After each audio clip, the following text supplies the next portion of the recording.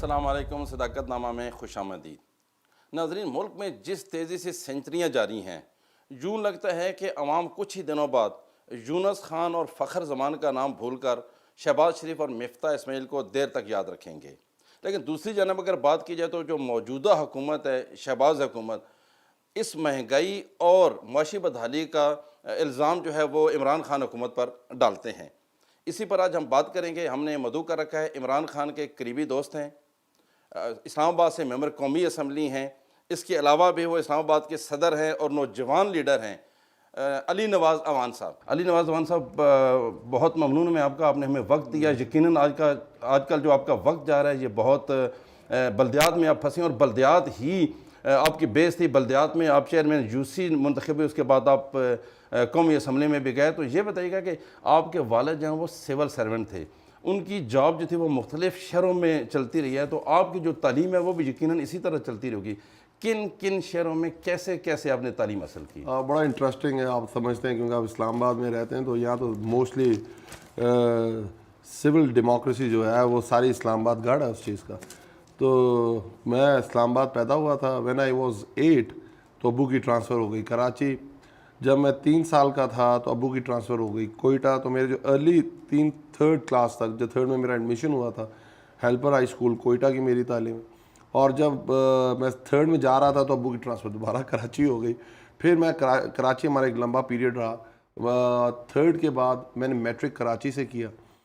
اس کے بعد ابو کی ٹرانسفر ہو گئی اسلام آباد، اور میں گورنمنٹ کالج لاہور چلا گیا۔ وہاں سے میں نے اپنی ایف ایس سی کی۔ اس کے بعد میں پنڈی آ گیا اور اسلام آباد آ گیا، یہاں پھر میری گریجویشن اینڈ دین ماسٹرز۔ یہ بتائیے گا کہ لوکل گورنمنٹ میں آپ نے پہلی دفعہ الیکشن لڑا، آپ چیئرمین منتخب ہوئے، اس کے بعد دیکھتے دیکھتے آپ قومی اسمبلی میں بھی پہنچ گئے۔ آپ نے انتہائی اچھا وقت گزارا قومی اسمبلی میں، آپ فرنٹ فٹ پر بھی کھیلتے رہے، آپ نے اپنی پارٹی کا، ہم نے دیکھا بہت جگہوں پہ دفاع بھی کیا۔ یہ بتائیے گا کہ یہ سارا سفر آپ کو کیسا لگا؟ سر دیکھیں، میں نے تحریک انصاف جوائن کی تھی، لوگوں کو تو صرف وہ نظر آتا ہے جب میں الیکشن جیتا اور میں نیشنل اسمبلی کے بعد، مطلب پہلے local government and then national assembly.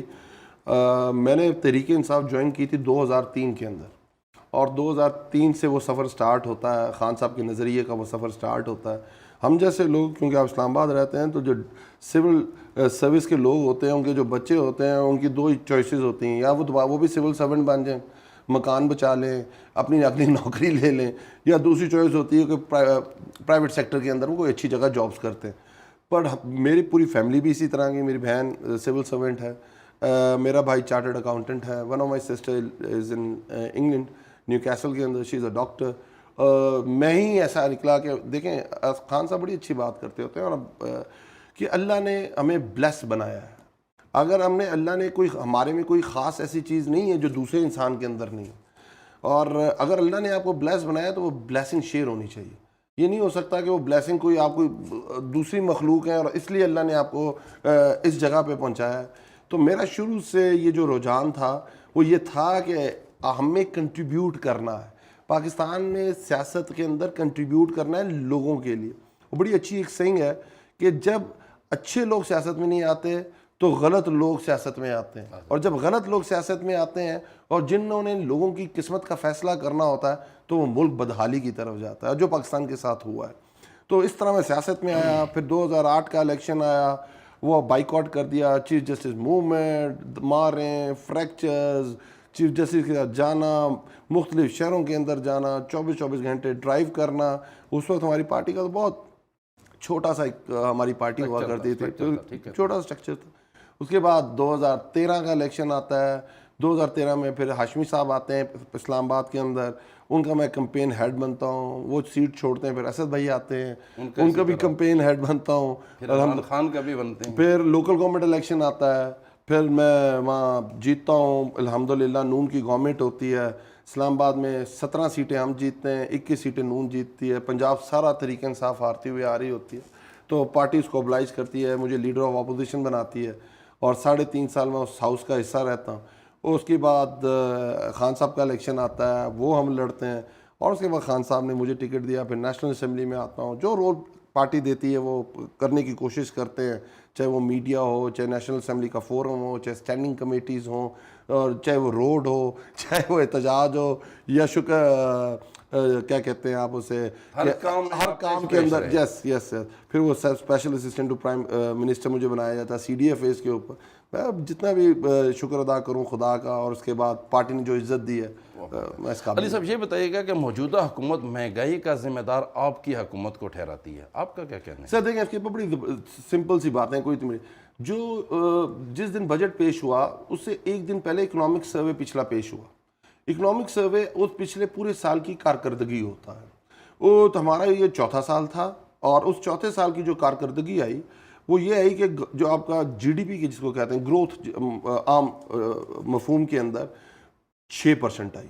یہ پاکستان کی تاریخ میں پہلی دفعہ ہوا ہے کہ 2 کنزیکٹیو ایئرز میں باوجود دنیا کی وہ وبا جو صدی میں ایک دفعہ آتی ہے, اس کے باوجود آپ کا تیسرا سال 5.4% پہ گرو کیا, اس اگلا سال 6% پہ گرو کیا. اور اس کے اندر جو مختلف چیزیں سامنے آتی ہیں کہ یہ صرف ایک سیکٹر کی گروتھ نہیں دکھاتا, وہ یہ دکھاتا ہے کہ آپ کی جو لارج اسکیل مینوفیکچرنگ جو بڑی فیکٹریاں لگتی ہیں عام لوگوں کے حساب سے میں بات کرتا ہوں, وہ 6.2% سے گرو کر رہی ہوتی ہے. آپ کی جو سروس سیکٹر ہے, جس سیکٹر کے اندر ہم ہیں, سروس سیکٹر کے اندر, اس سروس سیکٹر 6.4% سے گرو کر رہا ہوتا ہے. پاکستان کی تاریخ میں 20 سال بعد آپ جو ہائیسٹ ٹاپ ریکارڈ تھا وہ 1.8% پہ ایگریکلچر نے گرو کیا تھا پیپلز پارٹی کے ٹائم. آج 20 سال بعد ہماری جو گروتھ ہوتی ہے ایگریکلچر میں وہ 4.4 ڈبل سے بھی ڈبل آپ سمجھیں 4.4. اور صرف یہ نہیں کہ صرف آپ کی کپاس کی فصل اچھی ہو گئی ہے, کہ آپ کی مکئی کی فصل اچھی ہو گئی. 5 بڑی کراپس میں آپ اپنے ریکارڈز توڑتے, چاہے وہ چاول ہے, چاہے وہ گندم ہے, چاہے وہ گنا ہے, چاہے وہ آپ کی کیا کہتے ہیں اس کو, باقی جو آپ کی فصلیں ہوتی ہیں وہ ساری کی ساری 4.4% پہ گرو کر رہی ہوتی ہیں. اس کے بعد آپ آ جائیں کہ جو ایکسپورٹ تحریک انصاف کو ورثے میں ملی تھی وہ $23.5 ارب کی تھی, جو پیپلز پارٹی چھوڑ کے گئی تھی وہ $25 ارب کی چھوڑ. تو اتنے ماشاءاللہ ارسطو بیٹھے ہوئے تھے کہ خرم دستگیر جب ٹریڈ اس کے ہیڈ ہوتے تھے تو وہ $20 ارب پہ لے گئے تھے. آخری سال وہ بڑھا کے $23 ارب پہ, جو $1.5 ارب پیپلز پارٹی کے دور سے کم تھی, اس کو ہم ود ان 4 ایئرز گرو کرتے ہیں. اور الحمدللہ 32 ارب پہ, اور اس کے بعد اگر اس میں سروس سیکٹر ڈال لیں, گڈز اینڈ سروسز, تو $39 ارب پہ لے کے جاتے ہیں. آپ کی سنتے جائیں سر, جو ہماری ریمیٹنس ہے, جو باہر سے ترسیلات آتی ہیں پاکستان میں, $18.5 ارب پہ وہ چھوڑ کے جاتے ہیں. اور پاکستان تحریک انصاف کی جس دن گورنمنٹ ختم ہوتی ہے $32 ارب کے اندر لے گئے. جو ریسیٹس ہیں, جو گورنمنٹ پیسے ٹیکسز کی صورت میں, ریسیٹس کی صورت میں لیتی ہے, وہ 3700 کی ان کی اکانومی چھوڑ کے جاتے ہیں کہ 3700 ارب روپیہ ان کی ٹوٹل ریسیٹس ہوتی ہیں. جس سال ہم نے ہماری حکومت ختم کی ہے 6100 پہ ہم اپنی ریسیٹس لے کے جاتے ہیں. یہ جو اکانومی کا سائٹس چھوڑ کے جاتے ہیں 275 ارب, ہم اس کو لے کے جاتے ہیں 384 ارب روپے پہ. یہ جو پر کیپٹا انکم پاکستان کی تاریخ کی سب سے زیادہ $1798. 1798 جاب کریشن ان کے اندر نیچے پاکستان بیورو آف اسٹیٹسٹکس ہے جو ڈیٹا دیتا ہے, پاکستان کی تاریخ کی سب سے زیادہ 3.5 سال کی امپلائمنٹ ہوتی ہے, 55 لاکھ نئی نوکریاں ملتی ہیں. یہ چیز ہم پاکستان کے اندر پہلی دفعہ لے کے آتے ہیں, ہماری گرو کر رہا ہوتا ہے. اور جب ہمیں حکومت ملی تھی, کرنٹ اکاؤنٹ ڈیفیسٹ کیا ہوتا ہے عام ناظرین کے لیے, کہ کرنٹ اکاؤنٹ آپ کا امپورٹ کتنی ہے. علی صاحب آپ ٹھیک کہہ رہے ہیں, تب کے اور اب کے حالات میں بہت فرق ہے. اسی پر مزید بات کرنے کی چھوٹی سی بریک کے بعد. جی ایک بریک لیتے ہیں.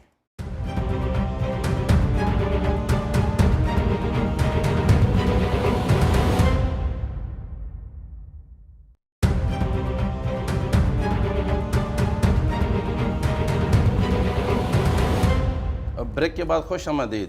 بطور معاون خصوصی CDA علی نواز اوان صاحب, بہت سارے پروجیکٹ آپ مکمل کرانے میں ناکام رہے, جس میں 0 پوائنٹ سے روات سگنل فری 1 روڈ تھا, اسی طرح 7th ایونیو پہ, اسی طرح راول چوک تھا, میٹرو جو کہ بہت ایک نارمل کام تھا. ایسی کیا وجہ بنی کہ آپ یہ ساری چیزیں مکمل نہیں کروا پائے؟ میں بتا دیتا ہوں, پہلے جو ہم نے کرایا اور جو بعد میں مکمل نہیں ہوا, ٹھیک ہے میں بتا دیتا ہوں. وہ جو ابھی کام لگا ہوا ہے, ہمارے اسلام آباد وہ بدقسمت شہر ہے, کبھی اس شہر کی اونرشپ نہیں آئی. آپ کا پنجاب کہتا ہے کہ میرا NFC کے اندر اتنا شیئر ہے, سندھ کہتا ہے میرا اتنا شیئر ہے, بلوچستان کہتا ہے اتنا شیئر ہے, اسلام آباد اس میں نہیں ہے, اسلام آباد NFC کے اندر نہیں ہے. اور ہر چیز اسلام آباد سے ایکسپیکٹ کرتے ہیں. سر ہم تیسری نسل ہیں, اب یہ اسلام آباد ہمارا ہے. اسلام آباد کے اندر پہلی دفعہ ڈیولپمنٹ بجٹ جو دیا گیا ہے وہ پاکستان کی تاریخ کا اتنا بڑا بجٹ نہیں دیا گیا. آپ اس سے حساب لگائیں کہ جو منصوبے ختم ہو گئے ہوئے تھے اسے رینیو کیا گیا. پی ڈبلیو ڈی انٹرچینج ہماری حکومت دور حکومت کے اندر ملا. آپ کی 6 لاکھ گاڑی روز وہ روڈ استعمال کرتی ہے. ہمارے دور کے اندر اس ریلوے برج جس کے اندر سے باٹل نیک بنتا ہے آپ کے سامنے, اس کے اوپر کام شروع ہوا. روات تک نہیں تھا. نہیں سر, یہ وہ تو بہت پہلے کا منصوبہ ہے, یہ تو ماسٹر پلان کا حصہ ہے, پر وہ لوگ بناتے نہیں تھے کیونکہ ان کی کوئی اس میں ترجیحات نہیں کیا. تو پی ڈبلیو ڈی انٹرچینج ہمارے دور کے اندر شروع ہوا 1.6 بلین روپیز کا, اور ہمارے دور کے اندر کمپلیٹ ہوا. ریلوے پھاٹک جو ہے اس کے اوپر برج ہمارے دور میں سٹارٹ ہوا, انشاءاللہ تعالیٰ کمپلیٹ ہو جائے گا. اگر ہمارے 5 سال پورے ہوتے تو بن جاتا. اس کے آگے جو پی ڈبلیو ڈی سے ٹی چوک, اس کے اندر آپ دیکھ لیں جا کے کام شروع ہو چکا ہوا ہے اور کام لگا ہوا, وہ بھی کمپلیٹ ہو جائے گا. اس کے بعد G7 G8 سب سے بڑا مسئلہ لوگوں کے لیے, G7 اور G8 لوگ آپس میں ادھر نہیں جا سکتے تھے, روز ایکسیڈنٹ. ہمارے حکومت کے دوسرے سال میں ہم نے وہ شروع کیا اور تیسرے سال میں ہم نے کمپلیٹ کیا. بارہ کے اندر کیانی برج 10 میرا خیال ہے 1 مہینے کے اندر وہ کمپلیٹ ہو جائے گا. راول چوک بڑا اہم تھا. راول چوک کے اوپر ہمارا منصوبہ شروع ہوا اور الحمدللہ سٹرکچر بن چکا ہوا ہے. دیکھیے ہر پروجیکٹ کا ٹائم پیریڈ ہوتا ہے, اگر ہمارے پورے 5 سال ہوتے تو ہمارے ٹائم پیریڈ میں مکمل ہو جاتا. لیکن وہ کریڈٹ بھی آپ کو. یس بالکل. اس کے بعد ISI والا جو چوک ہے جو ہمارے دور جو 20 سال پہلے کا پروجیکٹ ہے, جس کے اندر 20 سال پہلے CDA بورڈ نے اپروول دی تھی, وہ شروع نہیں ہوتا تھا. دشاری صاحب نے. اور الحمدللہ ہمارے دور میں شروع ہوا اور اگلے مہینے وہ ختم ہو جائے گا. IGP پرنسپل روڈ کو 4 روئے ہم کر رہے ہیں, کام ہمارا سٹارٹ ہو چکا ہوا ہے. مارگا روڈ ہمارے دور کے اندر شروع ہوئی, جو وہ کوئی سوچ بھی نہیں سکتا تھا وہ روڈ بنے گی. آج جائیں وہ دیکھیں مارگا روڈ کمپلیٹ ہو رہی ہے الحمدللہ. علی نواز عوان کے پاس سب سے اہم عہدہ تھا, بحیثیت وزیر اعظم کے معاون خصوصی CDA. ہم نے دیکھا کہ جو بھی اس عہدے پر فیض رہا وہ بہت امیر آدمی بنا.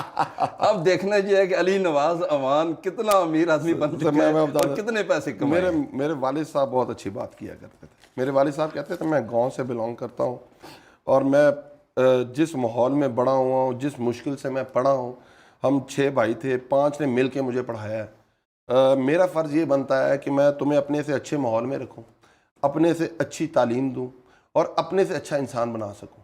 اور اس کے علاوہ میرے والد صاحب ایک I8 کے اندر جو گھر تھا وہ چھوڑ کے گئے تھے, اس کا ہاؤس بلڈنگ فائنانس کارپوریشن کا بعد میں ہم نے اس کی قسطیں بھی دیتے رہے. آج بھی میں الحمدللہ ادھر رہتا ہوں. میں نے کوئی گورنمنٹ اکوموڈیشن نہیں لی, میں اپنی والدہ کے ساتھ رہتا ہوں, میں اپنے بھائی کے ساتھ جوائنٹ فیملی سسٹم کے اندر رہتا ہوں. میرے پاس 2012 میں نے ہونڈا لی تھی, آج بھی 2012 کی میرا ہونڈا ہے. CDA سے میں نے نہ پہلے کبھی کوئی گاڑی لی تھی, نہ CDA کے میرے بعد میں نے کوئی گاڑی لی ہے. CDA کے اندر اگر میں نے کچھ کیا ہے تو اسلام آباد کو بہتر کیا ہے. آج اسلام آباد کے اندر تمام روڈز ہمارے دور کے اندر کارپیٹ ہوئی ہیں. ہمارے دور کے اندر جو آپ پارکس کی شکل دیکھتے ہوتے تھے اور آج جا کے آپ دیکھیں پارکس کی شکل تو آپ زمین آسمان کا فرق ہے.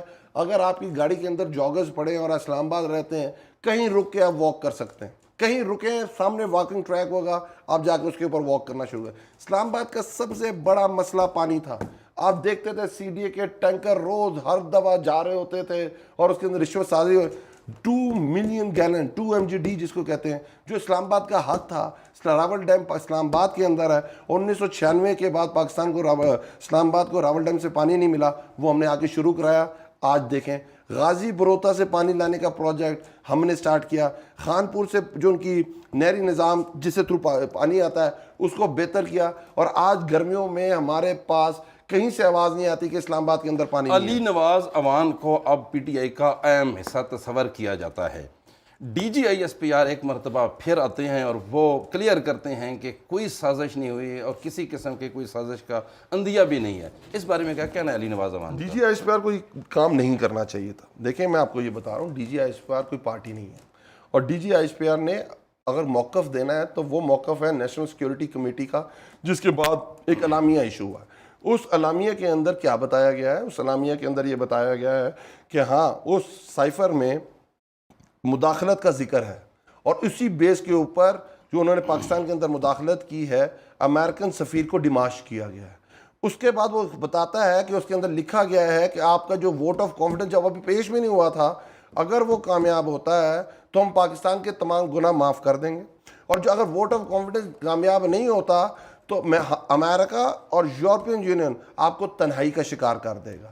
آپ مجھے بتائیں اس کے اوپر کون ہوتا ہے کہ یہ موقف دے کہ یہ سازش تھی کہ مداخلت تھی؟ اگر یہ سازش ہے تو مجھے بتائیں، جنرل ضیاء الحق کا جہاز ہوا میں پھٹ گیا، آپ اس موقف کو مسترد کرتے ہیں سر؟ سر میں ٹوٹلی میں یہ کہہ رہا ہوں ان کا کام نہیں ہے، میری بات سمجھے آپ، یا وہ کوئی انہوں نے اس کے اوپر انویسٹیگیشن کی ہو، انہوں نے کہا یہ ہم نے جوڈیشل کمیشن بیٹھا تھا، یہ ہمارا کوئی کمیشن بیٹھا تھا، اس نے اس کے اوپر تحقیق کی ہے، ان تحقیقات کو سامنے رکھتے ہوئے ہم یہ کہتے ہیں یہ سازش نہیں تھی۔ کیا وہ تحقیقات ہوئی ہیں؟ ان کا بھی یہ موقف ہونا چاہیے، اور بعد میں آ کے انہوں نے اس کو کریکٹ بھی کیا کہ ہاں اس کے اوپر جوڈیشل کمیشن۔ دنیا کے اندر اب پاکستان میں سکوت ڈھاکہ ہو گیا، پاکستان کے اندر ضیاء الحق کا جہاز پھٹ گیا، پاکستان کے اندر اسامہ بن لادن کے لیے ہیلی کاپٹرز آئے ہیں اور اس کو مار کے ادھر سے لے گئے ہیں۔ پاکستان کے اندر رمزی یوسف کو نہیں سنتا جائے، رمزی میں یہ چاہتا ہوں کہ اب پوری قوم جاننا چاہتی ہے اس لیٹر میں کہ آپ کیوں نہیں پبلک کرتے سر؟ پبلک ہو نہیں سکتا، اس کو دیکھیں، جو دنیا کا ڈپلومیٹک اصول ہے، وہ جو سائفر ہوتے ہیں وہ ڈی کلاسیفائی نہیں ہو سکتا۔ ہماری کیبنٹ بیٹھی، اسے ایک حد تک اسے ڈی کلاسیفائی کیا، کس حد تک کہ آپ کے پریزیڈنٹ کو، آپ کے اسپیکر کو اور آپ کے چیف جسٹس آف پاکستان کو بھیجا گیا اور ان کو کہا گیا آپ اسے پڑھیں اور دیکھیں، ان کی بیس کے اوپر تحقیقات کریں۔ یہ ہے طریقہ، دنیا اس طرح آگے کی طرف جاتی ہے۔ اس طرح ہوا نہیں، آپ سمجھتے کہ اس طرح ہوا نہیں؟ ہونا چاہیے۔ علی نواز اعوان صاحب یہ بتائیے گا، فارن فنڈنگ کیس کے بعد آپ اپنی پارٹی کو کہاں دیکھ رہے ہیں؟ اس کو ذرا کریکٹ کر لیں، ہمارا یہ کیس فارن فنڈنگ نہیں ہے، یہ پروہیبیٹڈ فنڈنگ ہے۔ جو لاسٹ سماعت ہوئی تھی اس کے اندر چیف الیکشن کمشنر نے یہ اپنی رولنگ دی تھی اور انہوں نے کہا تھا کہ آئندہ سے اس کو فارن فنڈنگ نہ کہا جائے، پروہیبیٹڈ فنڈنگ کہا جائے۔ پروہیبیٹڈ فنڈنگ پاکستان تحریک انصاف واحد جماعت ہے جو لوگوں سے $5 $10 جو دنیا میں جس طرح کی جماعتیں جس طرح چلتی ہیں، عوام اس جماعت کو کھڑا کرتی ہے۔ 40,000 بندوں کا اپنے ڈونرز کا ہم نے ڈیٹا دیا، ان 40,000 کا بتایا گیا کس طریقہ کار سے پاکستان کے اندر پیسہ آیا، اس کی آڈٹ رپورٹ پیش کی گئی۔ تو یہ کہنا کہ وہ پتہ نہیں کیا ہوا، ہاں ان کے لیے مسائل ہوتے ہیں کہ ان کو برا یہ لگتا ہے کہ ہم تو یہاں سے چوری کرتے ہیں اور پاکستان سے پیسہ باہر بھیجتے ہیں۔ یہ کس طرح کی جماعت ہے، پاگل جماعت ہے جو باہر سے پاکستان پیسہ لے کے آتی؟ مسئلہ تو یہ ہے، اور یہ پروہیبیٹڈ ہے۔ انشاءاللہ تعالیٰ ہائی کورٹ فیصلہ کر چکی ہوئی ہے کہ تینوں جماعتوں کا کیس سامنے رکھا جائے، ایک ساتھ سنا جائے، لگ پتہ جائے گا جب ان کی ڈیٹیل رپورٹ آئے گی۔ علی صاحب آپ سے مزید بات کریں گے۔ 6 دنوں کا آپ نے وقت دیا تھا عمران خان نے، یہاں پر 6 دن تو نہیں، اب زیادہ دن گزر رہے ہیں، اس پر بھی مزید بات کریں گے۔ ابھی ایک چھوٹی سی بریک لیں گے، بریک کے بعد جی ایک بریک لیتے ہیں۔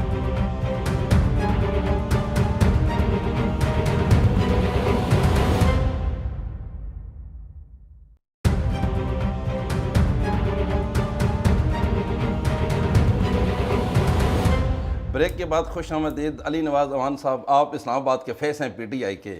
خان صاحب یہاں آئے، دھرنا دیا، آپ نے لانگ مارچ کیا، 6 دن کا ٹائم دیا دوبارہ آنے کا۔ اب تو بہت دن گزر چکی ہیں، اب تو مہنگائی جو ہے، پیٹرول جس طرح بڑھ رہا ہے، جس طرح اشیاء خرد و نوش کی قیمتیں بڑھ رہی ہیں، عام آدمی متاثر ہو رہا ہے۔ عام آدمی بھی شاید اگر آپ اب حوصلہ رکھیں تو عام آدمی بھی آپ کے ساتھ نکلنے کو تیار ہے۔ تو اب کب جو ہے ہم ویٹ کریں گے کس دن شہباز شریف اپنے کپڑے بیچیں گے اور پاکستان کو بہتر کریں گے، اور مفتاح اسماعیل صاحب جو 3 مہینے پہلے کہتے تھے کہ پاکستان تحریک انصاف جڑ ہے مہنگائی کی، 2000 روپیہ جو دے رہے ہیں، پھر میں بتاتا ہوں، میں آتا ہے سر، میں آتا ہوں، اور انہوں نے کہا تھا کہ جیسے ہماری حکومت آئے گی 12 روپے کا ہم یونٹ کر دیں گے۔ اس کے بعد انہوں نے کہا تھا خاقان عباسی نے کہ میرے پاس ایک پرچی ہے، جیسی ان کو حل چاہیے تو میں پرچی پہ حل لکھ دیتا ہوں، 2 ہفتے کے اندر اندر یہ LNG پرائسز، گیس کی پرائسز نیچے آ جائیں گی۔ اور اس کے بعد کیا کیا ان لوگوں نے؟ جو لوگ کہتے تھے، پریس کانفرنسز کرتے تھے کہ یہ عالمی، اس سے کوئی تعلق نہیں ہے عالمی مہنگائی، یہ عمران خان لوگوں کے اوپر بم پھینکتا ہے پیٹرول کا، عمران خان الیکٹرک شاکس دیتا ہے پاکستان کو۔ اس 3.5 سالوں میں، 4.25 سالوں میں کرونا آتا ہے، کرونا کے اندر پوری دنیا ڈسٹرب ہو جاتی ہے، ڈیمانڈ اینڈ سپلائی ہٹ ہوتی ہے۔ اس کے ایک مثال بعد کرونا کے دی اکانومسٹ، آپ کو پتا ہوگا ایک بہت بڑا جریدہ ہے، وہ لکھتا ہے کہ پاکستان دوسرے نمبر پہ ہے جس نے بہت اچھی طرح کرونا وبا سے بھی ٹیکل کیا اور اپنی اکانومی کو بھی ریکور کیا۔ ان کی رپورٹس کے اندر ہے پاکستان دوسرے نمبر پہ۔ دنیا اس وقت اپوزیشن کیا کہتی تھی؟ بند کر دو پاکستان کو، جس طرح مودی نے بند کیا ہے، جس طرح مودی نے ایکشن لیے مار دو غریب کو، کیونکہ امیر کو بھی بیماری لگ جاتی ہے. اگر اللہ کی قسم کھا کے کہتا ہوں یہ بیماری اگر صرف غریبوں کو لگتی ہوتی تو کبھی یہ بیان نہ دیتے کہ پاکستان کو لاک ڈاؤن کر دو. خان صاحب نے کس کا سوچا؟ خان صاحب نے ایک چھاپڑی فروش کا دیکھا، عام جو دیہڑی دار ہے. وہ دیہڑی دار کیا کرے گا اگر اس کا بزنس جو وہ اپنا کام کرتا ہے رات کو جا کے کھاتا ہے، وہ کیا کرے گا؟ اللہ سرخرو کرتا ہے، اللہ نیت دیکھتا ہے انسان کی. اس میں سے سرخرو کیا. اس کے بعد الحمدللہ 2 کنزیکٹیو ایئرز کرونا کے باوجود پاکستان نے ترقی، پوری دنیا نے اس کو کہا. ہم نے کلائمیٹ چینج کا بیڑا اٹھایا. بورس جان کرتا ہے پاکستان کلائمیٹ چینج میں ورلڈ لیڈرز کے اندر آتا ہے. ہم نے اسلامو فوبیا کا ٹیک اپ کیا. پورے امت مسلمہ عمران خان کو لیڈر مانتی ہے کہ آپ یونائٹڈ نیشن کے اندر قرارداد پاس ہوتی ہے، 15 مارچ دن رکھا جاتا ہے کہ اس دن پورا دنیا کے اندر مذمت کی جائے گی اسلامو فوبیا کی. اس سے پہلے آتے جسٹن ٹروڈو اس کی حمایت کرتا ہے. پیوٹن خان صاحب کو بلاتا ہے روس، ایک کیتھیڈرل کو مسجد میں چینج کرتا ہے اور اس کا افتتاح عمران خان سے کراتا ہے. پوری دنیا عمران خان کو اکنالج کر رہی ہوتی ہے. اور یہ جو کہتے ہیں ان کو کیا پتا ہے؟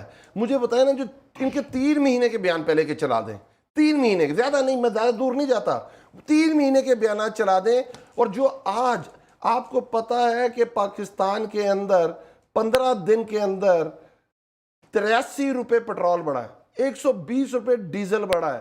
اور دونوں چیزیں جب بڑھتی ہیں اس وقت عام دیکھیں، اگر آپ کی کوئی فیکٹری ہے تو آپ کی